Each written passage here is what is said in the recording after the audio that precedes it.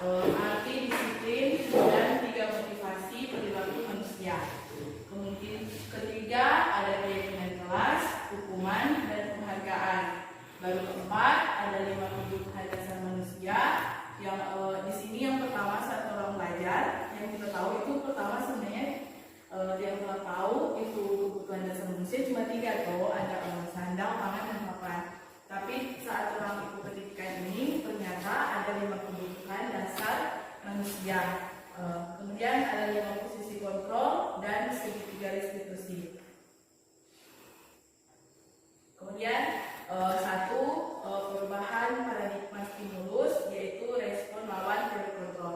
Sebelum kita lanjut, kita mau kasih dulu ada permainan. Coba buka. Di sini ada kertas. Kasih berbagi kertas.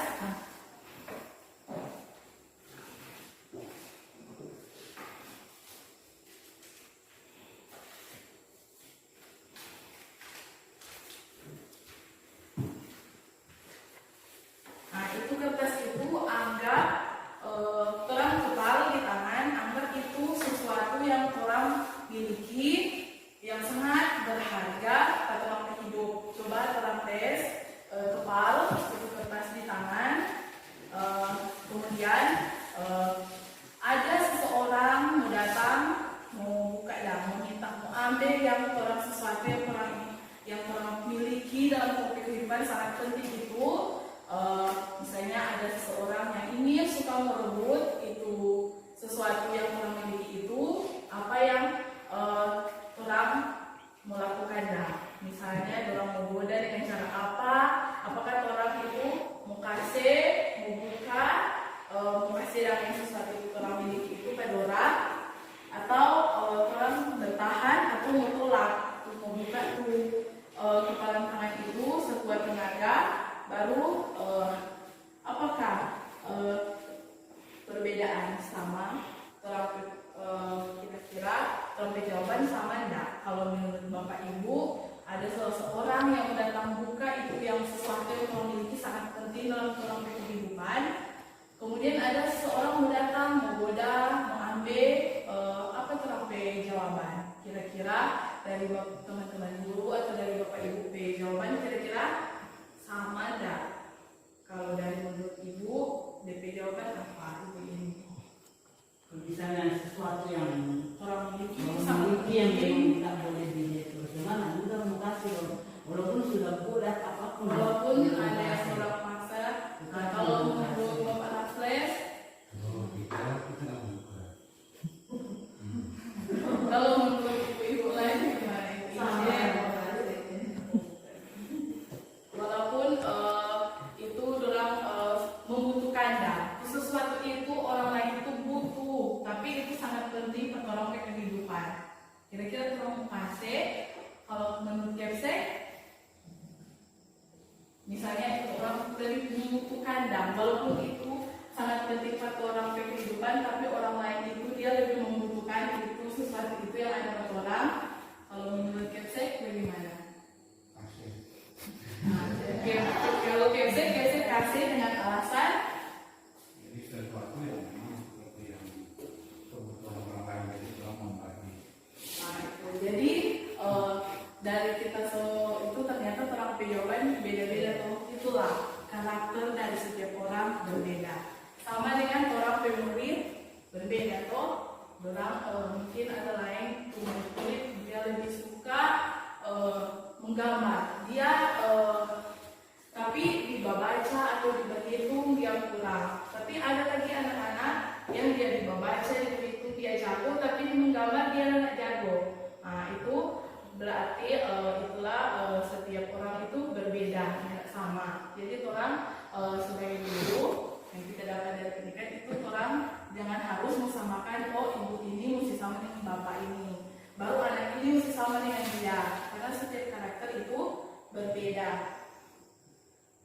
Nah, untuk membangun budaya positif di sekolah, orang perlu menyediakan lingkungan yang positif, aman dan nyaman, agar murid-murid mampu berpikir, bertindak, dan menciptakan dengan merdeka, mandiri, dan bertanggung jawab. Salah satu strategi yang perlu ditinjau ulang adalah bentuk disiplin. Nah, yang dijalankan selama ini di sekolah-sekolah kita. Pembahasan disiplin kali ini akan meninjau teori yang dikemukakan oleh Diane Gosen. Sebelum kita gali lebih lanjut tentang teori disiplin restitusi dari Gosen, mari kita menyamakan model berpikir kita tentang disiplin itu sendiri. Pastinya disiplin dikaitkan dengan kontrol. Dalam hal ini kontrol guru dalam menghadapi murid. Nah, jadi orang mesti ada perlu kontrol dari guru. Di bawah ini ada paparan dari Dr. William Glasser dalam kontrol teori untuk meluruskan beberapa miskonsepsi tentang kontrol. Pertama, ilusi guru mengontrol murid. Nah, ini pertama ilusi guru mengontrol murid. Nah, di sini pada dasarnya kita tidak dapat memaksa murid untuk berbuat sesuatu jika murid tersebut memilih. Sama yang tadi toh, kita coba di pertama berbeda-beda dan jadi orang yang boleh paksa itu murid ini harus sama dengan murid lain. Nah, walaupun tampaknya kita sedang mengontrol perilaku murid tersebut, hal ini karena murid tersebut sedang mengizinkan dirinya dikontrol. Nah, kalau orang dapat kontrol ke dia, berarti dia mengizinkan. Jika orang sebenarnya tidak bisa mengontrol, berarti dia tidak mengizinkan kalau orang mengontrol ke dia. Nah, saat itu bentuk kontrol guru menjadi kebutuhan dasar yang dipilih murid tersebut. Teori kontrol menyatakan bahwa semua perilaku memiliki tujuan, bahkan terhadap perilaku yang tidak disukai. Nah, kemudian ilusi bahwa semua penguatan positif efektif dan bermanfaat. Penguatan positif atau rujukan adalah bentuk-bentuk kontrol. Nah, kalau orang yang bujuk tuh anak-anak kalau orang nakal atau apa, itu adalah disebut kontrol. Nah, segala usaha untuk mempengaruhi murid agar mengulangi suatu perilaku tertentu adalah suatu usaha untuk mengontrol murid tersebut dalam jangka waktu tertentu. Kemungkinan murid tersebut akan menyadarinya dan mencoba untuk menolak rujukan kita, atau bisa jadi murid tersebut menjadi tergantung pada pendapat sang guru untuk berusaha. Ada lain orang yang bujuk, orang ikoda. Ada lain yang biasanya orang nyendak iko. Ada lain yang harus tergantung dan berusaha merubah dalam diri dari orang bujukan atau orang kontrol.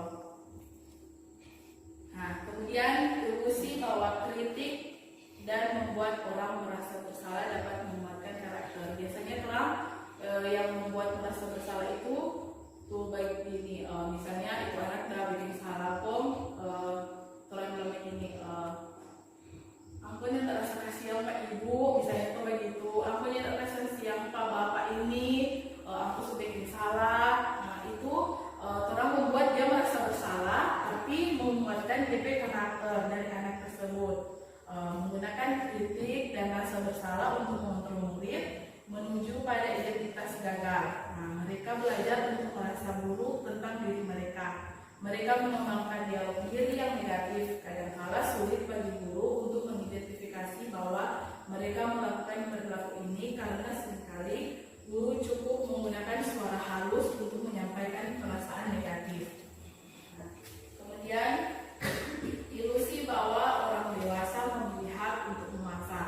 Nah, biasanya orang dewasa itu anak-anak itu kata ada hak untuk memaksa, tapi banyak orang dewasa yang percaya bahwa mereka memiliki tanggung jawab untuk membuat murid-murid berbuat hal tertentu. Adapun yang dilakukan dapat diterima selama ada sebuah kemajuan berdasarkan sebuah pengukuran kinerja. Pada saat itu pula orang dewasa akan menyadari bahwa perilaku memaksa tidak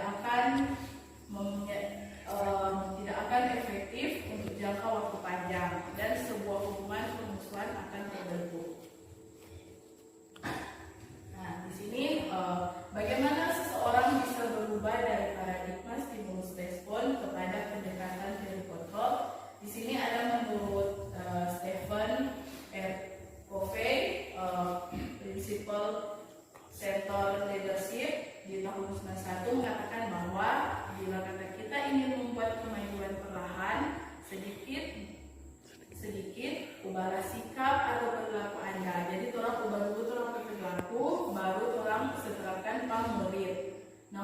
kita ingin memperbaiki cara-cara utama kita, maka kita perlu mengubah kerangka acuan kita. Ubahlah bagaimana Anda melihat dunia, bagaimana Anda berpikir tentang manusia, ubahlah paradigma Anda, skema pemahaman dan penjelasan aspek-aspek tertentu tentang realitas yang ada. Nah, sekarang materi kedua yaitu konsep disiplin positif dan motivasi. Makna kata disiplin, ketika mendengar kata disiplin, apa yang terbayang di benak Anda? Apa yang terlintas di pikiran Anda? Kalau mendengar kata disiplin, apa yang terbayang di benak dari Bapak Ibu guru? Nah, di sini kebanyakan orang akan menghubungkan kata disiplin dengan tata tertib, teratur, dan kepatuhan pada peraturan. Kata disiplin juga sering dihubungkan dengan hukuman. Padahal sebenarnya itu sungguh berbeda, karena belajar tentang disiplin positif tidak harus dengan memberikan hukuman. Nah, kalau disiplin, orang mau itu anak-anak sudah disiplin, tidak harus memberikan hukuman. Justru itu adalah salah satu alternatif terakhir dan kalau perlu tidak digunakan sama sekali. Supaya anak disiplin, itu bukan alternatif yang utama memberikan hukuman. Itu salah satu alternatif terakhir, atau kalau tidak pun tidak digunakan sama sekali. Nah, di sini ada 3 motivasi perilaku manusia. Menurut Dian Gosen dalam bukunya, yaitu Restructuring School Discipline, menyatakan ada 3 alasan motivasi perilaku manusia. Yang pertama, untuk menghindari ketidaknyamanan atau hukuman. Ini adalah tingkat terendah dari motivasi perilaku manusia. Biasanya orang yang motivasi perilakunya untuk menghindari hukuman atau ketidaknyamanan akan bertanya, apa yang akan terjadi apabila saya tidak melakukannya? Dia ketemu bertanya apa yang akan terjadi jika dia tidak melakukan. Kemudian sebenarnya mereka sedang menghindari permasalahan. Nah, dia sebenarnya dalam hal ini menghindari permasalahan yang mungkin muncul dan berpengaruh pada mereka secara fisik, psikologis maupun tidak terpenuhinya kebutuhan mereka bila mereka tidak melakukan tindakan tersebut. Nah, itu untuk menghindari ketidaknyamanan atau hukuman. Itu DP perilaku yang akan dilakukan. Kemudian yang kedua, untuk mendapatkan imbalan atau penghargaan dari orang lain.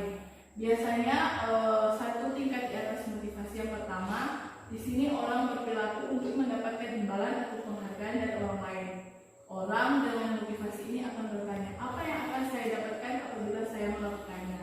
Nah, di sini sama dengan kalau misalnya anak bilang, apa yang ibu kalau kita mau bikin apa, ibu mau kasih apa ke orang? Nah, itu untuk mendapatkan imbalan atau penghargaan dari orang lain. Baru apa yang akan saya dapatkan? Nah, baru mereka melakukan sebuah tindakan untuk mendapatkan pujian dari orang lain yang menurut mereka penting dan mereka letakkan dalam dunia berkualitas mereka. Mereka juga melakukan sesuatu untuk mendapatkan hadiah, pengakuan atau imbalan. Nah, kemudian motivasi perilaku manusia yang ketiga itu untuk menjadi orang yang mereka inginkan dan menghargai diri sendiri dengan nilai-nilai yang mereka percaya. Di sini misalnya orang dengan motivasi ini akan bertanya, akan menjadi orang yang seperti apa? Nah, dia kata mau jadi seorang seperti apa jika dia melakukan hal tersebut yang orang ajarkan. Baru mereka melakukan sesuatu karena nilai-nilai yang mereka yakini dan hargai, dan mereka melakukannya karena mereka ingin menjadi orang-orang yang melakukan nilai-nilai yang mereka yakini tersebut. Nah, ini adalah motivasi yang akan membuat seseorang memiliki disiplin positif karena motivasi berperilakunya bersifat internal bukan eksternal dari dalam diri. Jadi 3 motivasi perilaku manusia yang paling bagus untuk digunakan yaitu yang ketiga, karena itu dari dalam diri, bukan dari untuk mendapatkan imbalan atau untuk menghindari hukuman. Nah, kemudian ketiga di sini ada keyakinan kelas, hukuman dan penghargaan. Setiap tindakan atau perilaku yang kita lakukan di dalam kelas dapat menentukan terciptanya sebuah lingkungan positif. Perilaku warga kelas tersebut menjadi sebuah kebiasaan yang akhirnya membentuk sebuah budaya positif. Nilai-nilai keselamatan atau kesehatan inilah yang kita sebut sebagai suatu keyakinan. Keyakinan kelas ini orang boleh terapkan di kelas orang. Ini bukan suatu peraturan, tapi keyakinan yang orang yakini. Misalnya keyakinan itu orang buat supaya anak-anak termotivasi dah. Misalnya orang kasih bawa udara biasa tuh baik itu orang dalam kelas bawa udara. Jadi orang misalnya salah satu contoh orang keyakinan kelas misalnya menghargai sesama teman dan guru. Nah itu orang bikin keyakinan kelas terserah berapa yang orang mau bikin. Yang penting anak-anak ingat jika suatu saat orang melakukan kesalahan, orang boleh panggil itu anak, orang tanyakan, aku lupa itu orang keyakinan kelas, orang kesepakatan kelas ya, bukan suatu aturan, tapi keyakinan atau kesepakatan. Baru P, yaitu nilai-nilai kebajikan atau prinsip-prinsip. Nah, terlalu prinsip-prinsip universal yang disepakati bersama secara universal, lepas dari latar belakang suku, negara, bahasa maupun agama. Nah, di sini menurut dosen tahun 1998, suatu keyakinan akan lebih memotivasi seseorang dari dalam atau memotivasi secara intrinsik. Seseorang akan lebih tergerak dan bersemangat untuk menjalankan keyakinannya daripada hanya sekedar mengikuti serangkaian peraturan. Nah, murid-murid pun demikian. Mereka perlu mendengarkan dan mendalami tentang suatu keyakinan daripada hanya mendengarkan peraturan-peraturan yang mengatur mereka harus berlaku begini atau begitu. Nah, lebih baik orang kasih keyakinan atau kesepakatan daripada peraturan.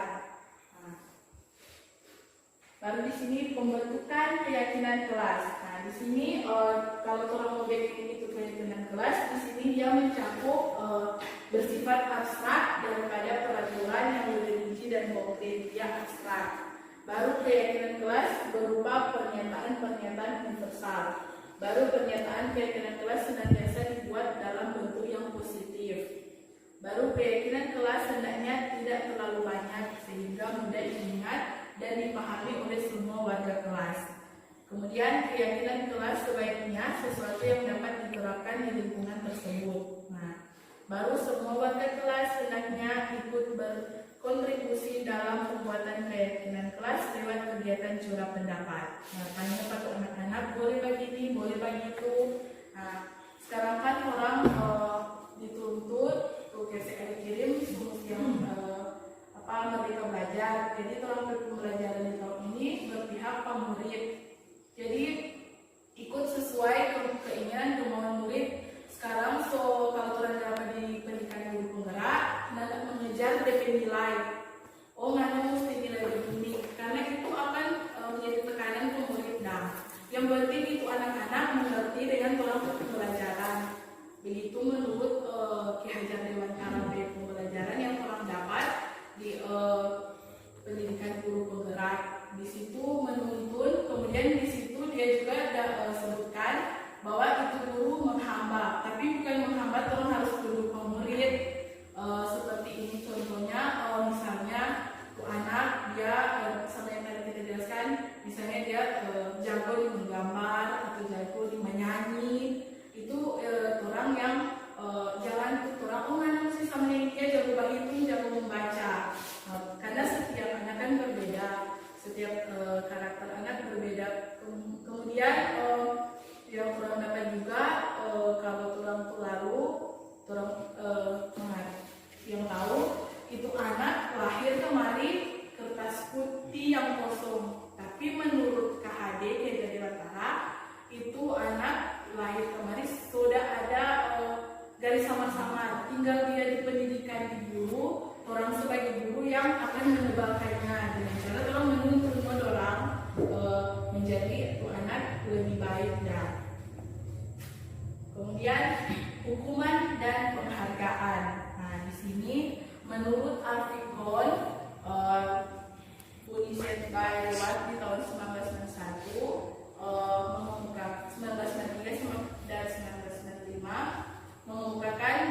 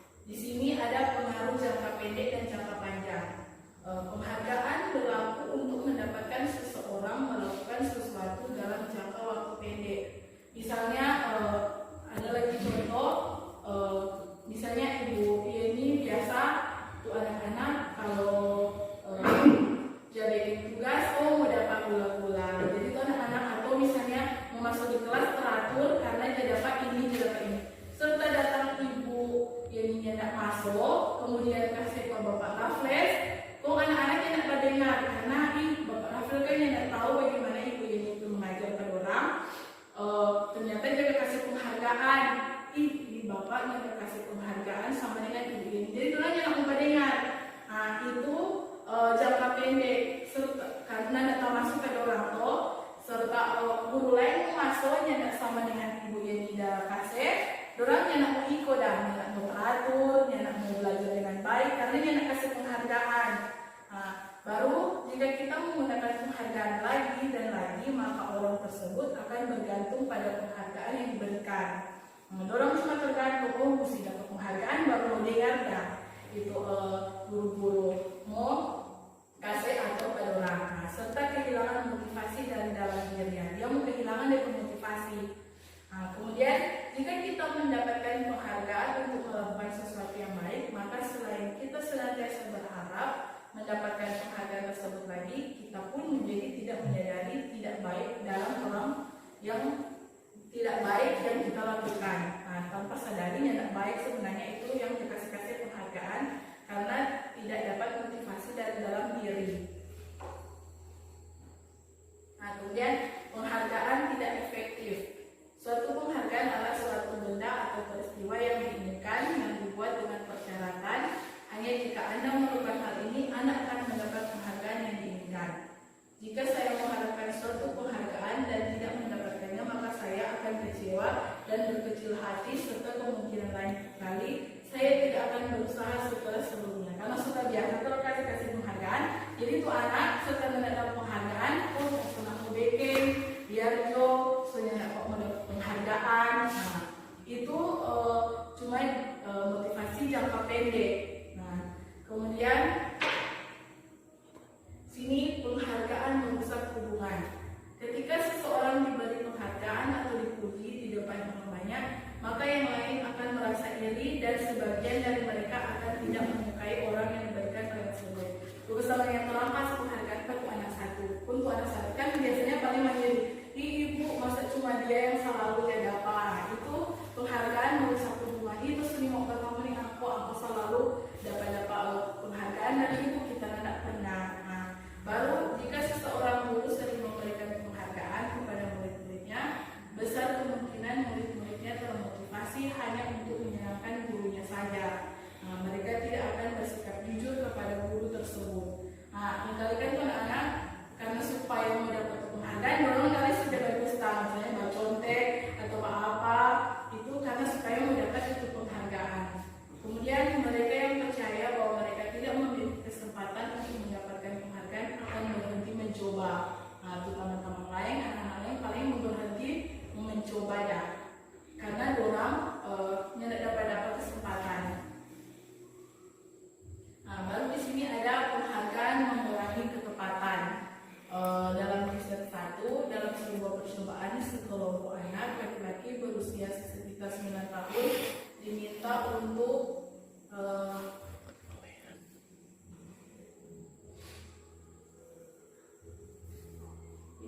membuat gambar-gambar wajah yang ditampilkan di layar, dan mereka harus memberitahukan jika wajah-wajah tersebut sama atau berbeda. Gambar-gambar tersebut hampir sama. Beberapa dari mereka diberi penghargaan dalam bentuk uang pada saat mereka memberikan jawaban benar, sementara sebagian yang lain tidak. Dari hasil, anak laki-laki yang dibayar membuat lebih banyak kesalahan. Nah, kalau di riset kedua, anak-anak meminta kata-kata tertentu, kemudian mereka diminta mengambil kartu yang berisi kata-kata yang diingat tersebut setiap kali muncul. Beberapa anak diberikan permen setiap mereka memberikan jawaban yang benar, dan sebagian yang lain hanya diberitahu saja bila jawaban mereka benar. Dari hasil, anak-anak yang mendapatkan permen jawabannya banyak yang tidak tepat dibandingkan anak-anak yang hanya diberitahu jawabannya benar. Nah, kemudian ini penghargaan menghukum. Penghargaan menghukum mereka yang tidak mendapat penghargaan, misalnya dalam ranking, mereka yang mendapat ranking kedua akan merasa dihukum. Nah, karena itu kita sudah tidak dapat juara 1, sudah mendapat beasiswa, beasiswa ada begitu. Nah, itu dalam anggap dihukum dalam. Berarti berikut kita mesti berusaha mendapat nilai yang baik supaya kita mendapat ranking 1. Tapi kalau di guru penggerak, orang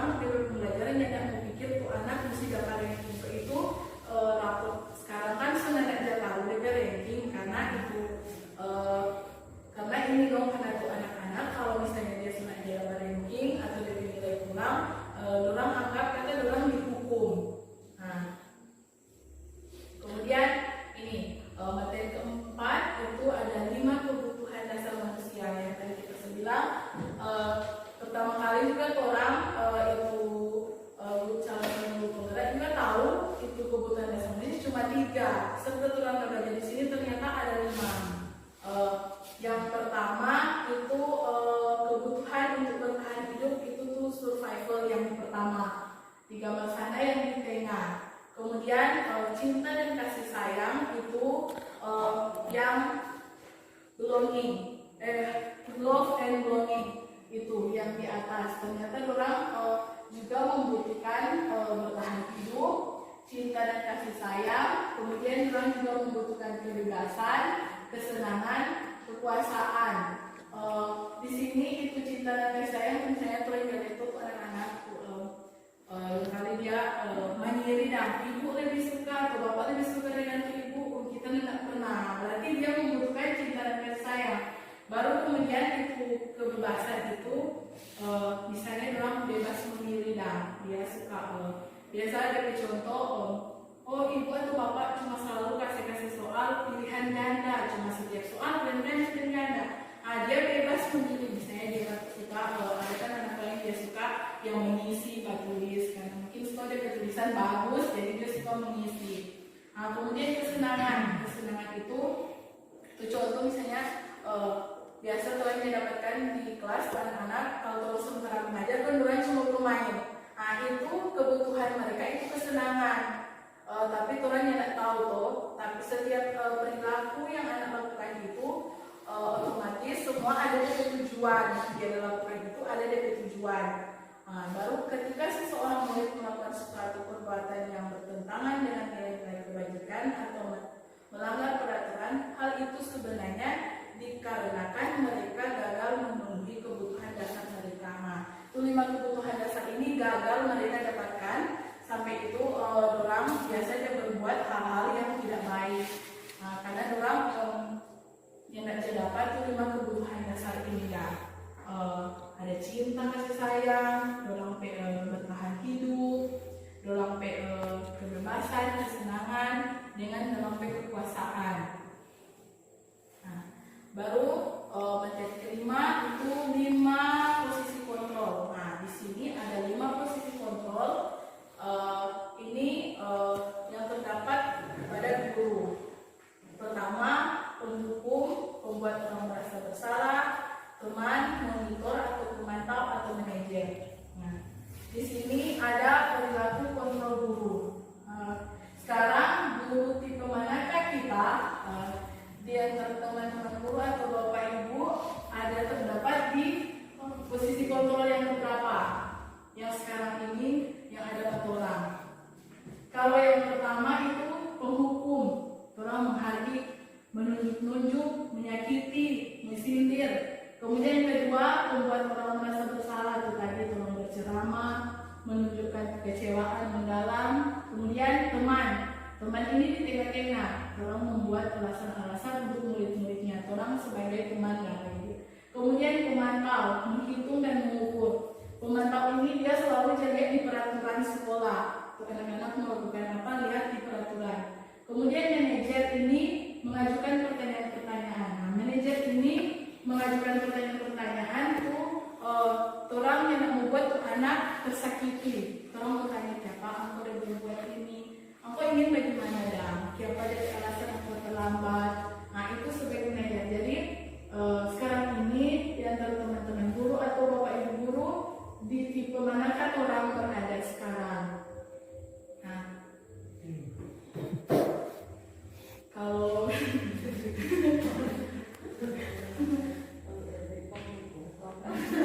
orang lalu jangan tanya, semua jawab ada di teman, bersikap sebagai teman.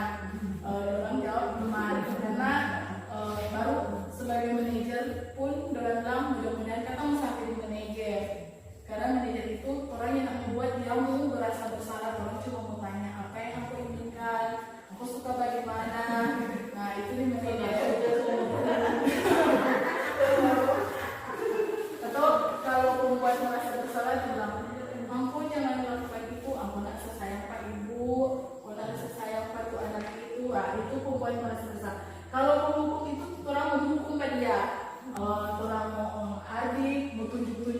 ini, orang sakiti lagi dia, mau sindir, misalnya angko sampai ini, sampai itu, kayak gitu. Kalau misalnya pemantau, itu mengikuti mengukur selalu dilihat di peraturan sekolah. Misalnya peraturan sekolah itu anak misalnya datang pakai sepatu warna putih, padahal di peraturan sekolah ini boleh pakai sepatu yang berwarna. Nah itu sebagai pemantau. Apapun selalu dia cuma mengarah ke peraturan sekolah. Nah, tapi kalau teman itu di tengah-tengah ya. Misalnya orang bersikap sebagai orang teman, anak itu ke teman. Jadi yang sekarang ini di teman-teman guru ada di posisi kontrol yang di mana manajer. Yang biasanya kalau di manajer itu biasanya kepala sekolah.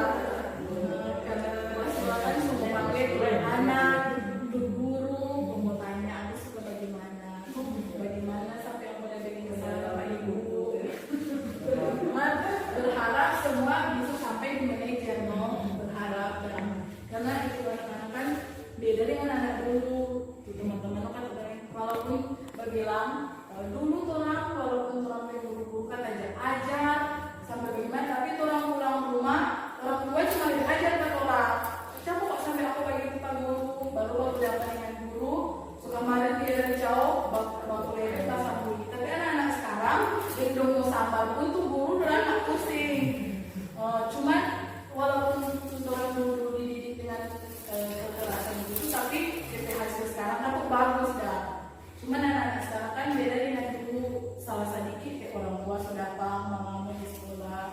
Jadi ada kan tutoran fasilitator dia dari Jawa juga, ada kata tuh DP guru sampai suruh bilang begini, sudah tidak orang sudah tidak mendidik tuh anak, suruh sebiar sudah mau datang mana ada, jadi jangan kata ibu kayak gitu.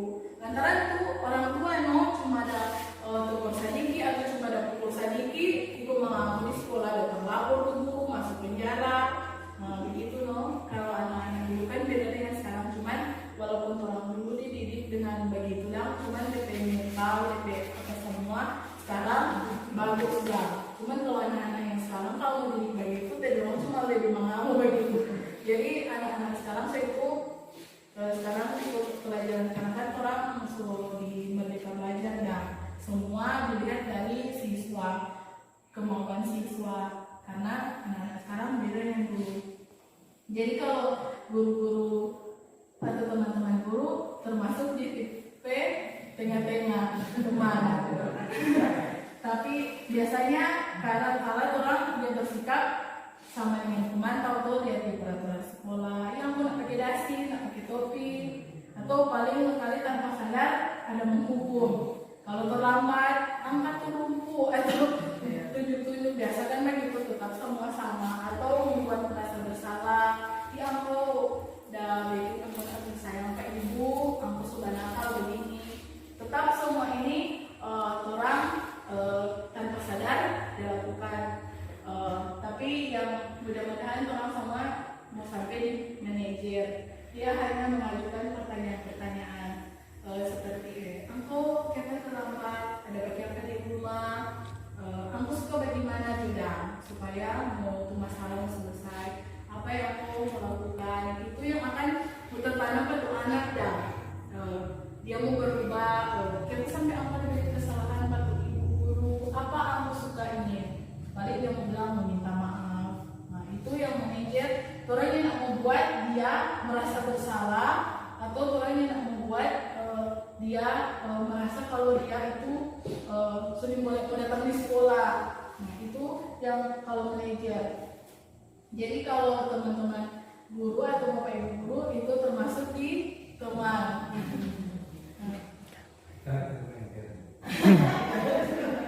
Nah, di sini ada contoh-contoh kata-kata atau perbuatan yang orang katakan ke anak, apa yang dia mau jawab. Kalau di atas itu identitas gagal, perilaku kontrol negatif itu penghukum dengan membuat orang merasa bersalah. Kalau penghukum itu ada guru berbuat, misalnya menghadik, menunjuk. Guru mau berkata begini, kalau kamu tidak melakukannya saya akan ini. Nah, DP hasil memberontak, berdendam, menyalahkan orang lain. Baru murid akan berkata, saya tidak peduli. Nah, biasanya itu orang berbalas, kita nak peduli biasa begitu. Baru DP dampak pada murid itu mengulangi kesalahan. Nah, dia mengulang itu DP kesalahan berulang kali, perilaku menjadi arogan. Baru kalau misalnya pembuat orang merasa bersalah itu tercermin menunjukkan kekecewaan yang lama. Guru berkata begini, kamu sudah mengecewakan ibu bapak. Nah, DP hasil menyembunyikan atau menyangkal. Nah, biasa tuh bukan kita ibu DP, dia ibu, dia DP dulu. Nah, itu DP hasil. Baru tuh anak mau berkata, maafkan saya. Nah, DP dampak pada anak rendah diri, merasa gagal, dia tidak berharga dan di mata pak guru. Nah, itu kalau membuat orang merasa bersalah. Tapi kalau sebagai teman, guru mau berkata, lakukan untuk bapak ibu. Ya sudah, nanti bapak ibu bantu bereskan. Nah, biasa guru mau bereskan. Baru DP hasil ketergantungan. Nah, kan selalu orang mau bantu-bantu, anak semua tergantung. Asiko ada tuh ibu ini, ada tuh bapak ini mau bantu. Nah, baru itu murid mau berkata, saya pikir bapak ibu itu teman saya. Jadi orang semua anggap teman sama dengan teman, orang teman yang biasa hari-hari, bukan teman sebagai guru. Baru DP dampak ke anak, orang itu tergantung, tidak mandiri dan tidak akan memutuskan apa yang orang mau lakukan. Kalau di sini sebagai pemantau, itu guru mau berkata, apa peraturannya, nah, apa konsekuensi jika kamu melakukan hal itu, apa yang telah kamu lakukan, apa yang terjadi sekarang. Nah, itu biasa orang dikatakan kalau sebagai pemantau. DP hasil menyesuaikan bila diawasi. Nah, baru itu murid mau berkata, saya akan dapat berapa bila kata dia melakukan itu, dia mau dapat apa, dia mau ibu guru kata mau kasih apa. Jika sudah melakukan hal tersebut, saya akan mendapat apa. Nah, DP dampak itu anak dia mengakibatkan pada dampak diri sendiri mendapat hadiah atau mendapat hukuman. Nah, tapi kalau sebagai manajer, orang melakukan apa yang kita yakini, apa yang meyakini hal tersebut. Kalau kamu meyakininya, kamu akan memperbaikinya. Nah, kalau dia yakini itu, dia akan memperbaiki atau enggak. Baru di sini, kalau kamu memperbaikinya, jadi kira-kira hal tersebut akan menggambarkan apa tentang dirimu. Nah, itu sebagai manajer, kalau orang bersikap sebagai manajer, itu akan orang katakan. Kemudian DP hasil menguatkan itu watak atau itu karakter anak.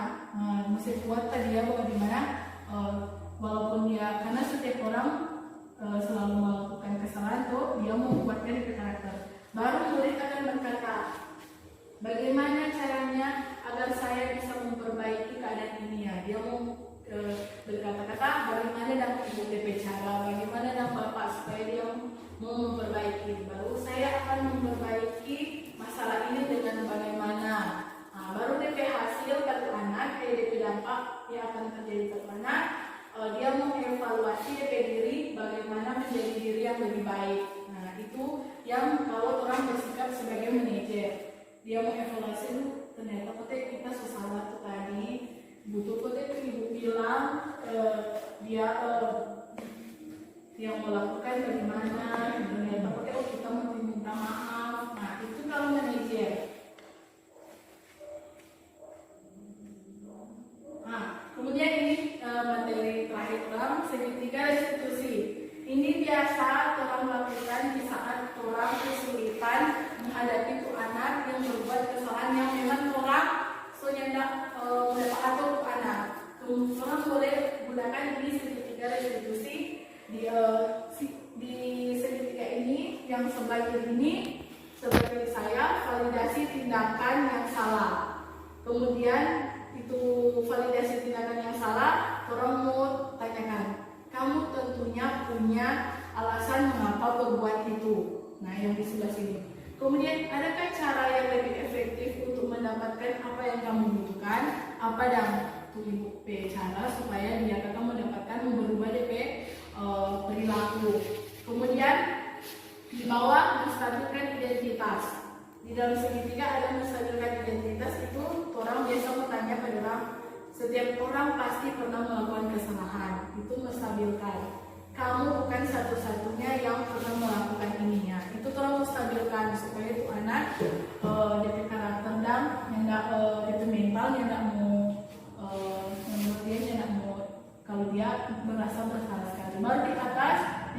sebelah kanan menanyakan keyakinan. Nah, keyakinan ini yang orang udah backing di kelas, orang kesepakatan kelas, keyakinan kelas, orang bertanya ke dia, keyakinan kelas apa yang telah kita sepakati. Nah, misalnya dia kalau sama yang tadi kita kasih contoh, dia udah contoh kita tuh lalu Vino udah simpang di teman B buku tabungan sampai udah dapat urus pakai seko.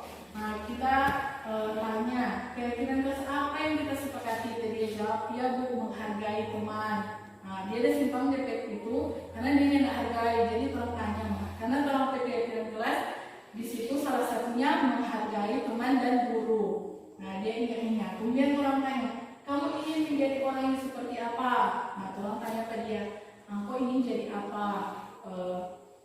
Orang yang seperti apa? Nah, di saat orang menghadapi masalah yang itu anak memang sebenarnya bisa hadapi, orang boleh pakai segitiga restitusi ini.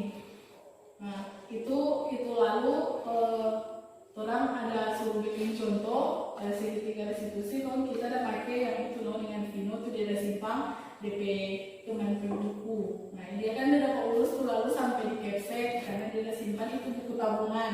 Semuanya itu didoi-doi. Nah, pakai segitiga restitusi ini jika orang tidak dapat menyelesaikan itu masalah dengan tuh anak, orang menggunakan segitiga restitusi. Tanya ke dia, itu orang kesepakatan kelas dan kok ingat apa yang kamu udah lakukan.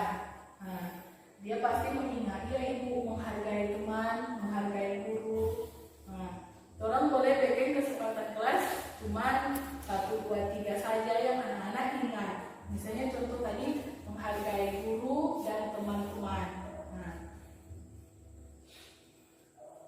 Nah, ini restitusi adalah proses menciptakan kondisi bagi murid untuk memperbaiki kesalahan mereka sehingga mereka bisa kembali pada kelompok mereka dengan karakter yang lebih kuat. Restitusi juga adalah proses kolaboratif yang mengajarkan murid untuk mencari solusi suatu masalah dan membantu murid berpikir orang seperti apa yang mereka inginkan dan bagaimana mereka harus memperlakukan orang lain. Itu menurut Jefferson Proses tahun 1996. Baru melalui restitusi ketika murid berbuat salah, guru akan menanggapi dengan cara yang memungkinkan murid untuk membuat evaluasi internal tentang apa yang dapat mereka lakukan untuk memperbaiki kesalahan mereka dan mendapatkan kembali harga dirinya.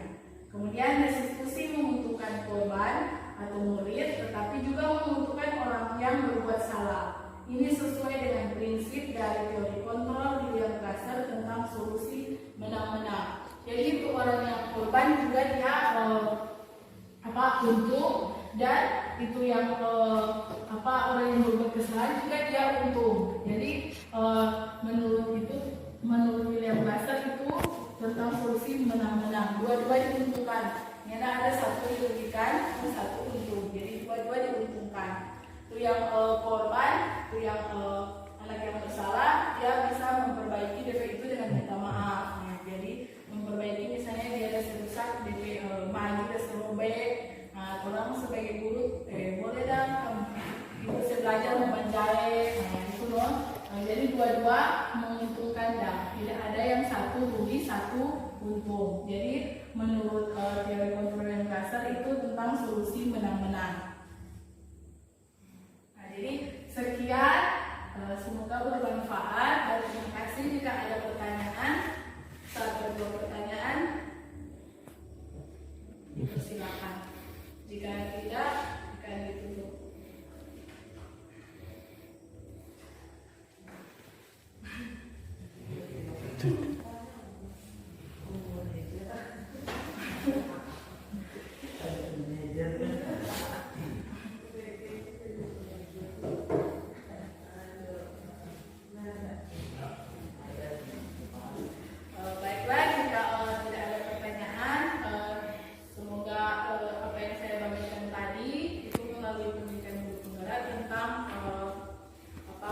Budaya positif yang orang boleh terapkan di sekolah orang. Tentunya budaya positif ini tentunya tidak gampang, tidak segampang membalikan telapak tangan. Perlu ada kerjasama kolaborasi antara teman-teman guru, kepala sekolah, juga orang tua dan murid supaya itu budaya positif ini bisa berjalan dengan baik dan dengan lancar supaya orang proses pembelajaran bisa terlaksana dengan baik dengan orang sebagai pemimpin pembelajaran. Ya, sekian dan terima kasih.